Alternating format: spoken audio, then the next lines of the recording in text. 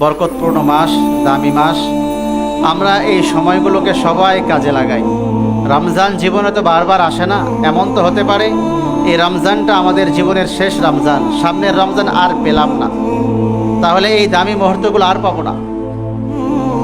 রমজান তো এতটাই দামি, শুধু দামি তা না, একটা ছোট্ট উদাহরণ দিব।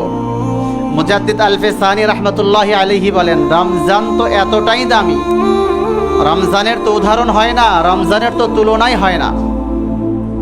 এজন্য মুহাম্মদুর রাসূলুল্লাহ সাল্লাল্লাহু আলাইহি ওয়াসাল্লাম নিজের হায়াত বৃদ্ধির জন্য, নিজের সামনে আরো হায়াত পাওয়ার জন্য কখনো দোয়া করতেন না, কিন্তু যখন শাবান শুরু হতো রাসূল দোয়া করতেন, আল্লাহুম্মা বারিক লানা ফি রাজাব ওয়া শাবান ওয়া বাল্লিগনা রমাদান। আল্লাহ, রজব মাস যেহেতু পেয়ে গিয়েছি, সামনে শাবান পর্যন্ত হায়াত বাড়িয়ে দেন এবং রমজান শরীফের শেষ মুহূর্ত পর্যন্ত হায়াত বাড়িয়ে দিয়ে রমজানের সমস্ত বারাকাত ফিউজাত অর্জনের সুযোগ করে দেন।